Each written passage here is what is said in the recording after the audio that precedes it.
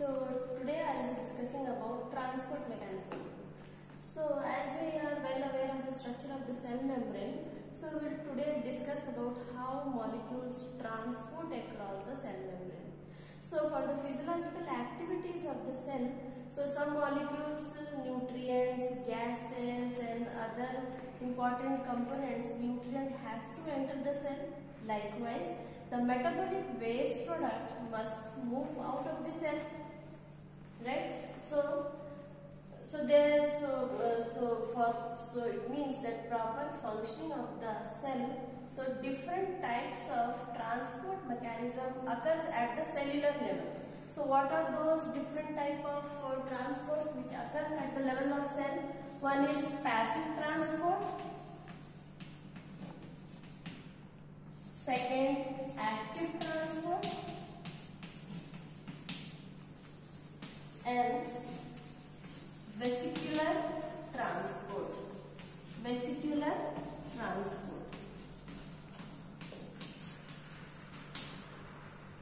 So passive transport, active transport and vesicular transport. So today I will be discussing about passive transport. So as the name indicates, passive. Passive over here, it means that it do not involve use of energy. It means no ATP is required. So when we talk about passive transport, no ATP is required, no utilization of ATP is required, and it is a downhill movement. So how does transport of nutrients take place? It takes along the concentration gradient. Okay, it takes along the concentration gradient and it is a downhill movement.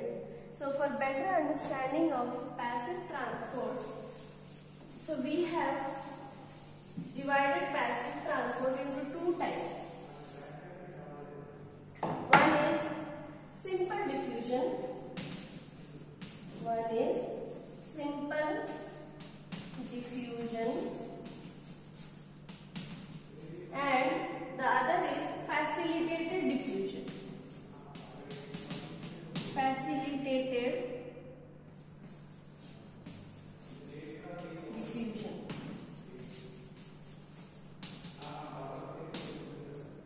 Okay. Actually, first passive transport at the level of cell which take place are primarily diffusion and osmosis. Diffusion is again divided into two subtypes, that is simple diffusion and facilitated diffusion. So before entering into simple diffusion and facilitated diffusion, we must actually know what is diffusion. So diffusion here means movement of molecule from higher concentration gradient towards the lower concentration gradient. For example, like in one room we lit some incense stick, or if we spray some perfume in one room, and after few seconds or so we can smell that flavor of that scented stick or perfume spray. So this is one example to understand that what is diffusion. So it is the movement of molecule from area of high concentration gradient towards the area of lower concentration gradient. Okay. Now again, diffusion is again divided into simple diffusion and facilitated diffusion. So in both the conditions, simple diffusion and facilitated diffusion, we do not require ATP. There is no utilization or there is no energy expenditure. Okay. So first we will talk about simple diffusion.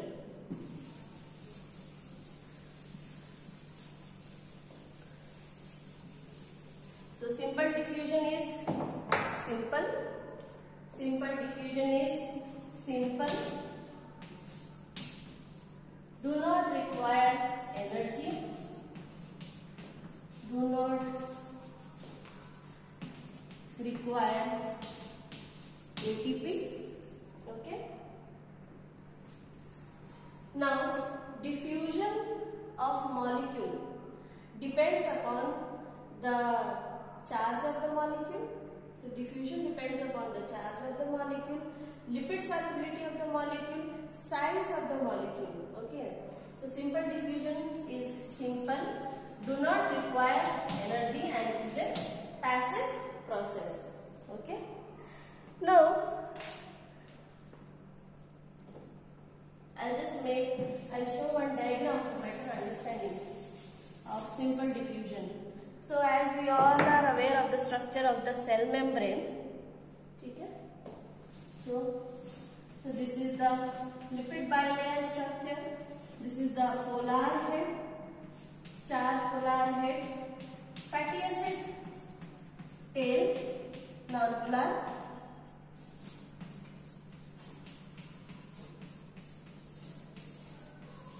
So as we said earlier that simple diffusion is simple. So all lipid soluble substances can easily pass through the cell membrane. So what are those lipid soluble substances? Lipid soluble substances, for example, gases can easily pass through this membrane. Then hormones, steroid hormones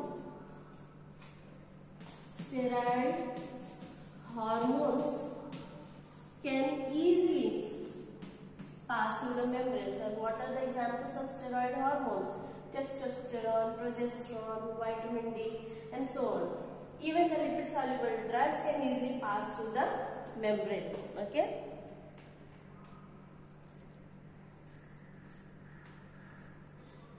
Next.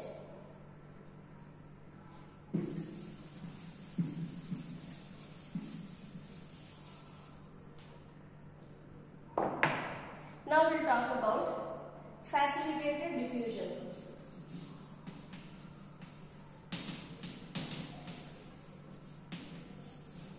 Facilitated diffusion. So again, facilitated diffusion is a passive process. No expenditure of ATP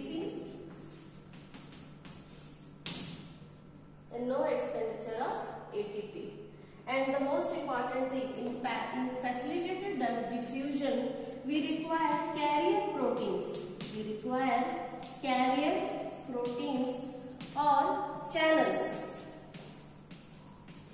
Carrier proteins or channels. So this is the basic difference between a simple diffusion and facilitated diffusion. In facilitated diffusion, we need carrier protein or channels.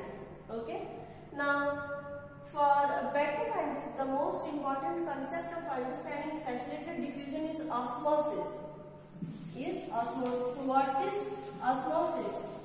Osmosis is movement of water from area of low concentration gradient to the area of higher concentration gradient. For example, glucose.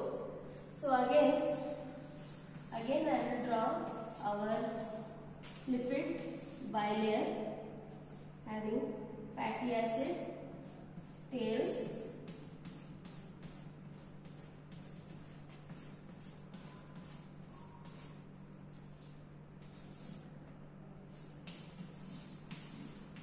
so these are the polar heads chart, and these are the tail part of the phospholipid bilayer. And suppose towards the ECF, glucose concentration is less. And towards the ICF, so what will happen? Glucose concentration is more. Okay. So what will happen? Water will move from lower concentration, from lower to higher concentration gradient.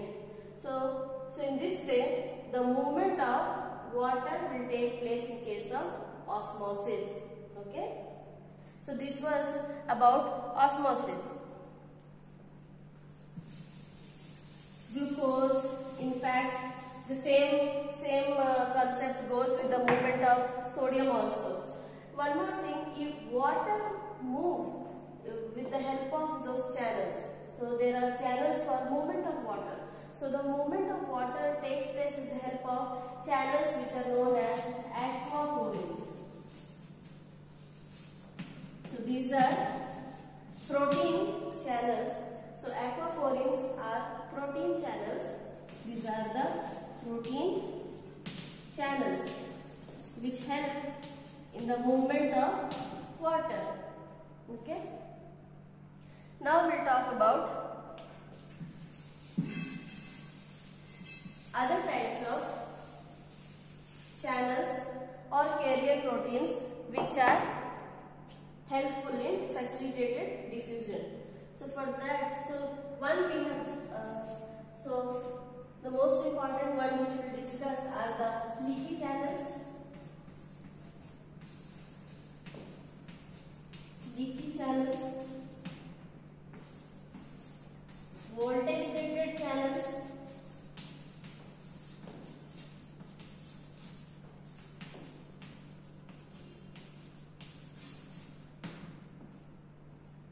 then we will talk about ligand gated channels,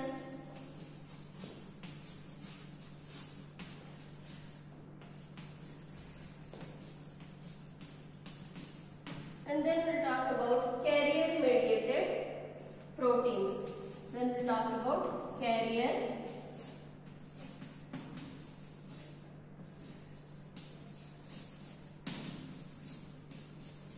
mediated proteins.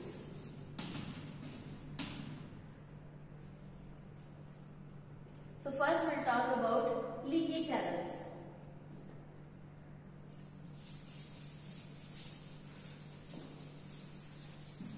So what are leaky channels? So leaky channels we especially see in our neurons. We also see the leaky channels, sodium leaky channels in SA node, which are responsible for generation of pacemaker potential, potassium channels in neurons. So what happens is, so again this is our lipid bilayer structure.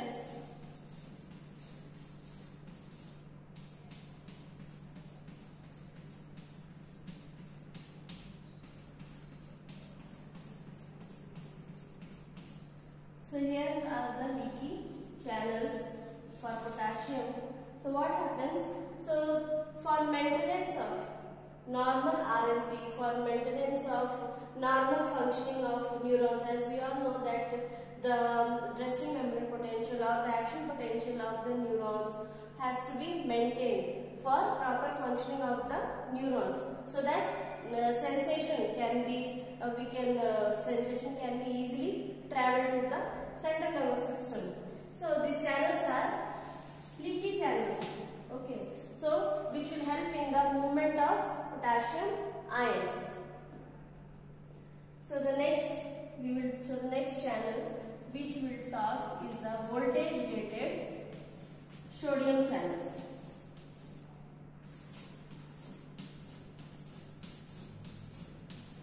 Voltage gated sodium channels. So these voltage gated sodium channels are located towards the ECF because sodium ions are more towards the ECF.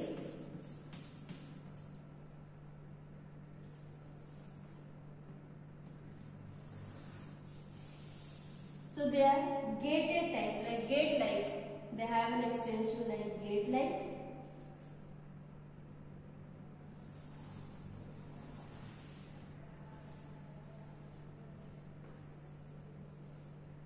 So what happens is sodium is more towards the ECF. Sodium ions are more. So with the onset of action potential, what happens? So there will be movement of ions. For proper functioning of the muscle tissues, what will happen? So this sodium, with the onset of action potential, the sodium ions will move inside. So this gate will be closed. With the onset of action potential, when the stimulus will reach the threshold potential, the sodium channels will open. So initially they are closed. So with the onset of action potential, this sodium ions, this gate will moving inside the cell for proper functioning of the cell. Similarly, potassium channels. So potassium channels are located towards the inside of the cell. So potassium channels are located inside, means towards the ICM. Towards the ICM and diagram. So there are also gated channels. So for maintenance of, for restoration of, for maintenance of action potential, for proper functioning of the cell and for proper propagation of potential, these channels will operate depending upon the concentration gradient and depending upon the potential. So this potassium channels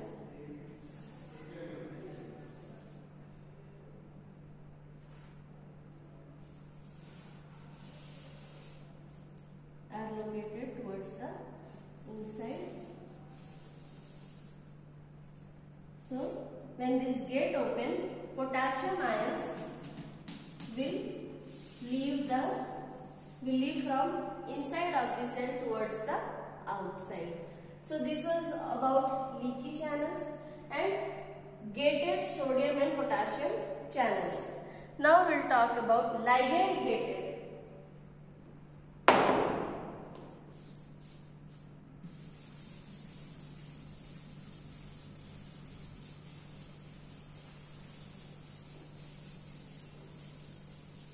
Now we'll talk about ligand gated channels. So ligand gated channel means here ligand means chemical. So this channel will function after the opening, after binding. So some specific neurotransmitter or some specific chemical, when it binds to this channel will operate. Okay. So for example, so this is again our lipid bilayer structure.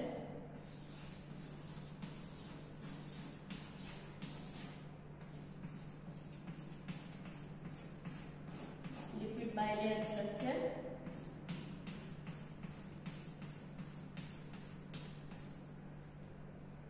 And suppose here is our ligand gated channel.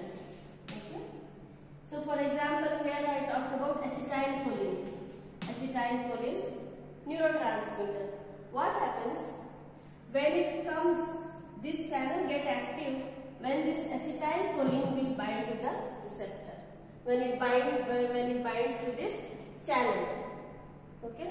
So when this acetylcholine will bind, so again this cell gets sensitized. So this cell becomes active. And with the binding of acetylcholine, there will be activity or muscle contraction.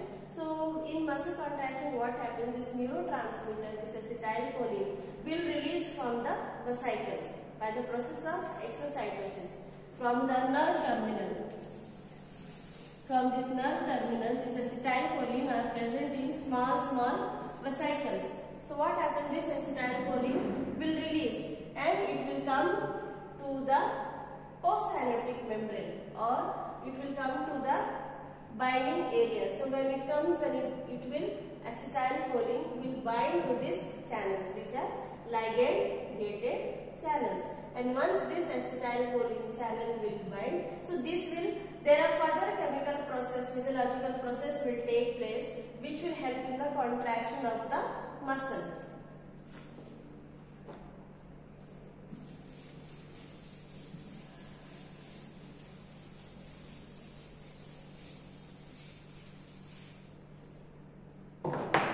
Next, we will talk about carrier mediated protein. Carrier mediated protein.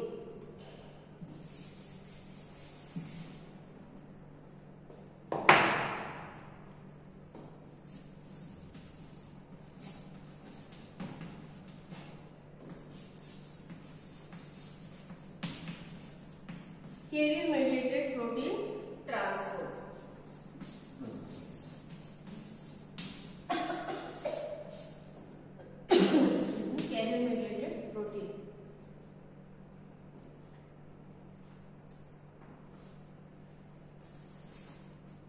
Now again this is our lipid bilayer structure.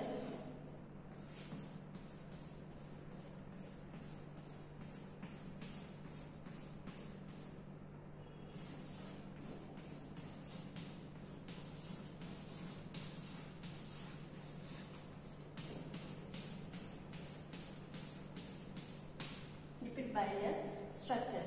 So carrier mediated transport, the most important example is our GLUT transport. Our GLUT transport.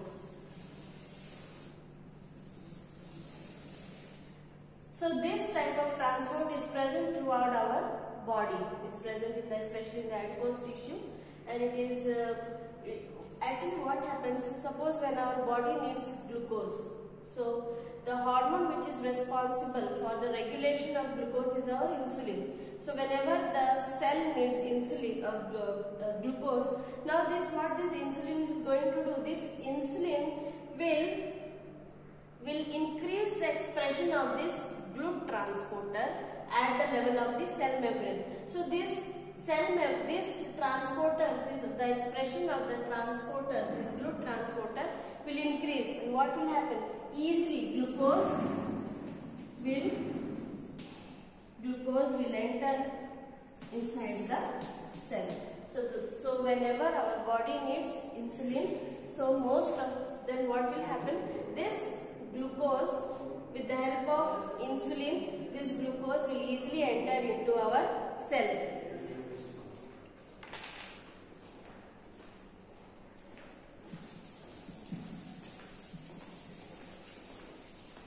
So this was about